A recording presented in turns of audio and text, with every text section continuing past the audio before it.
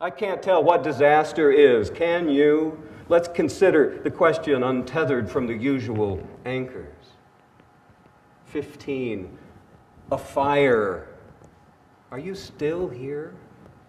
First, out of the car, and still, she doesn't run into the house, but whirls blue, wild wind in a tank top. Her mother is redder by the time she slams her door, shaking the Sentra. And those two have at it. Girl astraddle the curb. Mom, one wing grabbing for something. Nat in the air. Now, can you? I write in fits and starts. Sometimes I'll write for days without stopping, and then weeks will go by or months will go by when I don't really write, though I'm thinking about it and I'm realizing all the time. When I write individual poems, I make myself delay as well. I take a lot of notes, I prepare. I try to know the opening lines of a new poem by heart. And I mean 6, 8, 10, 12, 15 lines by heart, how it's going to look, before I ever write it down. Come home. The earth utters to the body, and so the body does. Come home, at last. Consider thus the tufts and tailpiece, hooves cleft from the legs, what's left of them where they dropped concentric beneath the beach. Consider the beach, the lover's own tree, this one. I first published a poem when I was 20 or 21 years old. It's a terrifying idea. I think the poems have gotten, I hope they've gotten better. I know they've gotten a little less linear. I know they've gotten more associative. I know I've gotten more engaged, as I was saying earlier, with text and stories and narratives from beyond the moment or this day or this place. Then a stillness descended the blue hills. I say stillness. There were 3 deer, then 4.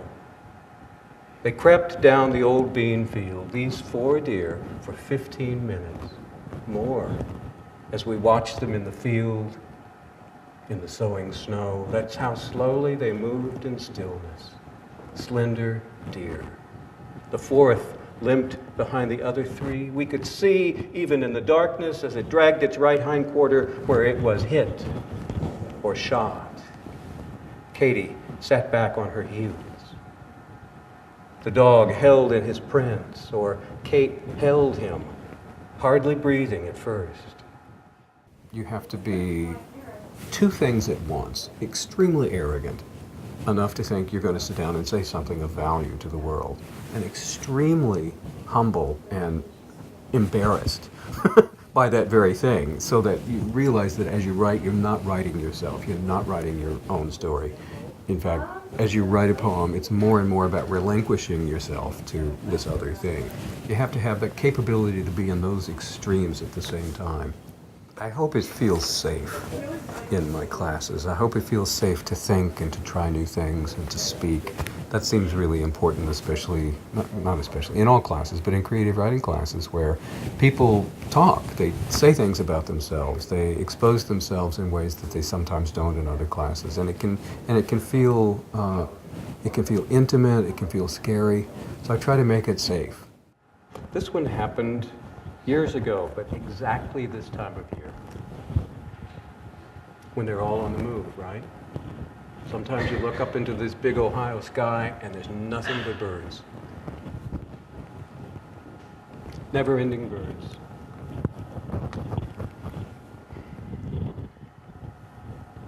That's us pointing to the clouds. Those are clouds of birds. Now we see one whole cloud of birds. There we are, pointing out the car window. October, gray, blue, white, oleo of birds. Never-ending birds, you called the first time. Years we say it, the 3 of us, any 2 of us. One of those just endearments.